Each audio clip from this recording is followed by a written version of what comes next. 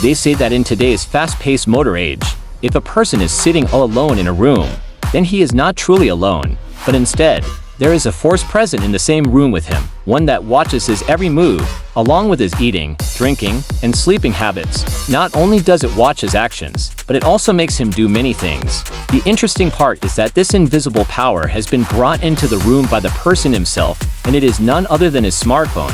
When once again on Big Boss, a silence was noticed nowadays. There are hardly any people who are away from social media, no matter what type of smartphone user one is. Their phone definitely has Twitter, Facebook, Instagram, and YouTube installed. This social media has become so powerful now. These applications were made for smartphones, but now smartphones are made for social media. As the days pass, the power of social media continues to grow. Even the world's superpower, the President of the United States, communicates with people through Twitter now. Most of us have always thought that social media is a free tool for information and entertainment, but once you know the real truth, you'll get goosebumps. We humans know social media by their names, but did you know these applications know you not by your name, but by a unique number? For them, every person is identified by a number, which is often referred to as an ID, just like prisoners in a jail are identified by numbers. Similarly, social media is also like a prison where every user is recognized by a unique ID.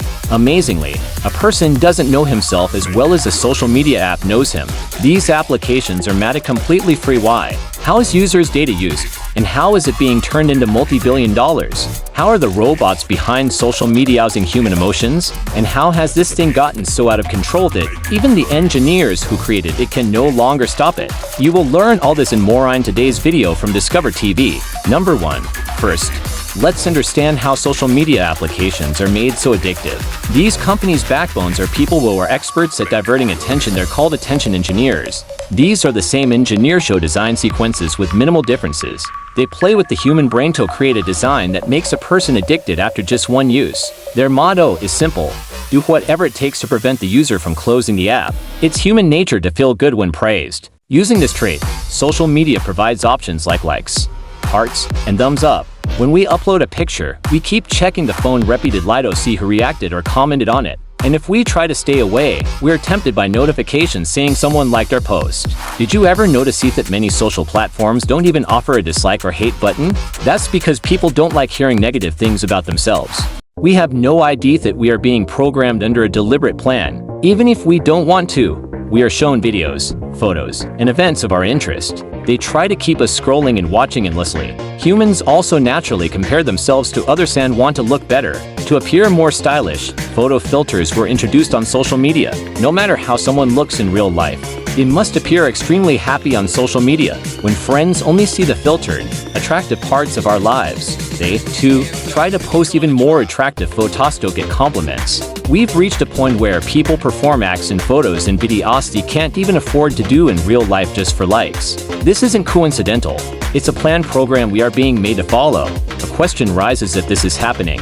What difference does it make? After all, it's a good way to pass time. Absolutely right, social media is good for passing time. But knowing what medical science says about this passing time will shock you. Experts say that when we upload photos or videos, our brain forces us to keep checking the phone to see if we've received praise. When we finally get the response we're waiting for, a chemical is released in our brain. It's called dopamine. As soon as dopamine is released, we feel happy and relaxed. Medical science says that the amount of dopamine released when we use social media is equal to what is released when someone uses cocaine. When this chemical spikes in our body, we feel great, but once it returns to normal levels, we start craving it again.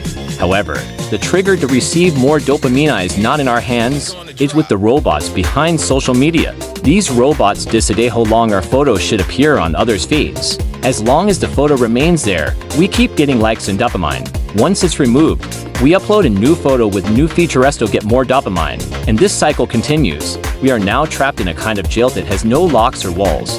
Yet we do exactly what tech companies want us to do. Number 2. Why do these tech companies do this? What's their motive? And why is all this free? Understand this. If you're using a product that has no cost, then remember you are the product. Yes, you're the one being sold. Let's say a grocery store offers free chocolate. When you enter to get it, they gain into ways 1. When people see a crowd at the store, they naturally want to go there too.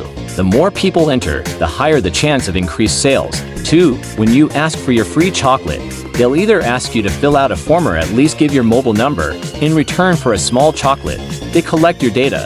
The same happens on social media platforms. They gather our data and hook us on entertainment. They ask for our name, age, location, phone number, and interests, where we go, who we go with, which restaurants we like, and what movies we watch. This data is used to show ads specifically tailored to our interest. Behind these applications are not just thousands but millions of supercomputers seasoned in real time what videos to show us next to keep us engaged. Even if we like a random photo, AI robots start showing us similar content. The more time we spend on these apps, the more they profit. Number 3. A new disease. Medical experts in recent years have noticed a strange new illness they've named it social media depression. In America, millions of young boys and girls have been found suffering from it.